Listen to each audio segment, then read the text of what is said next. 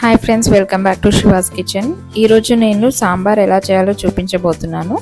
వీడియోలోకి వెళ్ళే ముందు మా ఛానల్ ఇంకా సబ్స్క్రైబ్ చేయని వాళ్ళు ఎవరైనా ఉంటే సబ్స్క్రైబ్ చేసుకోండి. వీడియో మొత్తం స్కిప్ చేయకుండా చూడండి. ముందుగా కుక్కర్లో ఒక 1/2 kg కందిపప్పును తీసుకొని ఇలా వాష్ చేసుకొని అందులో 2 గ్లాస్ వాటర్ పోసి 1/2 స్పూన్ పసుపు 1 స్పూన్ ఆయిల్ కూడా వేసి ఒక 5 విజిల్స్ వచ్చేంత వరకు ఉడకబెట్టుకోవాలి.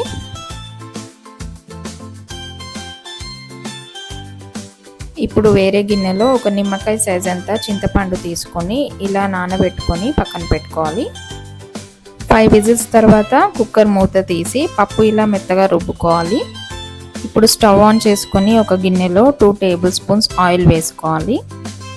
ఆయిల్ వేడయ్యాక ఇందులో 1/2 స్పూన్ జీలకర్ర, 1/2 స్పూన్ ఆవాలు, కొద్దిగా కరివేపాకు, ఒక 4-5 వెల్లుల్లి రెబ్బలు, 4-5 ఎండుమిర్చి వేసుకొని ఒకసారి కలుపుకోవాలి. ఇవి వేగిన తర్వాత ఇందులో కట్ చేసి పెట్టుకున్న ఉల్లిపాయలు, 2-3 పచ్చిమిరపకాయలు వేసి ఉల్లిపాయలు గోల్డెన్ బ్రౌన్ కలర్ వచ్చేంత వరకు ఫ్రై చేసుకోవాలి.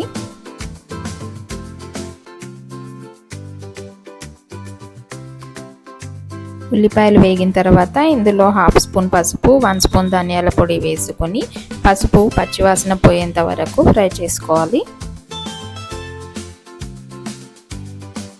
పసుపు పచ్చివాసన పోయిన తర్వాత ఇందులో మనం కట్ చేసి పెట్టుకున్న క్యారెట్ ముక్కలు, సొరకాయ ముక్కలు, టమాటా ముక్కలు వేసి 2 చెంచాల కారం, 1 చెంచా ఉప్పు వేసి ఒకసారి కలుపుకోవాలి.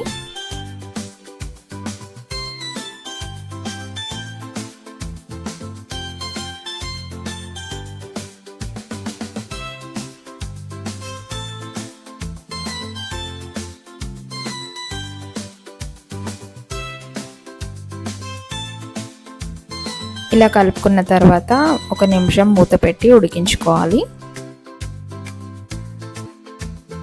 1 నిమిషం తర్వాత మూత తీసి ఒకసారి కలుపుకోవాలి.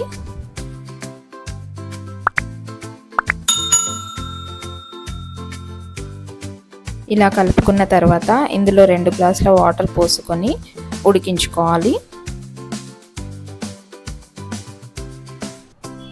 ఒక 5 నిమిషాల తర్వాత మనం ముందుగా ఉడికించి పెట్టుకున్న పప్పును ఇందులో వేసి ఒకసారి కలుపుకోవాలి.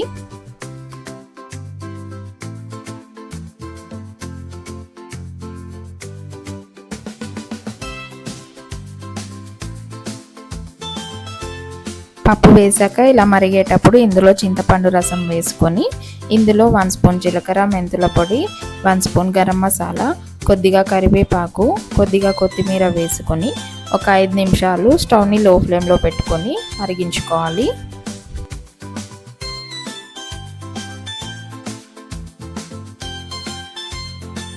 ఐదు నిమిషాల తర్వాత స్టవ్ ఆఫ్ చేసి సర్వింగ్ బౌల్లో సర్వ్ చేసుకోవాలి. అంతేనండి, సాంబార్ రెడీ. ఇది బగారా రైస్లో, నార్మల్ రైస్లో, చపాతీస్లో చాలా బాగుంటుంది. మీరు కూడా ట్రై చేయండి. ఎలా వచ్చిందో కామెంట్స్లో పెట్టండి. ఈ వీడియో కనుక మీకు నచ్చినట్లయితే లైక్ చేయండి, షేర్ చేయండి, కామెంట్ చేయండి. సబ్స్క్రైబ్ చేసుకోవడం మర్చిపోకండి. అలాగే పక్కనున్న బెల్ ఐకాన్ నొక్కడం కూడా మర్చిపోకండి.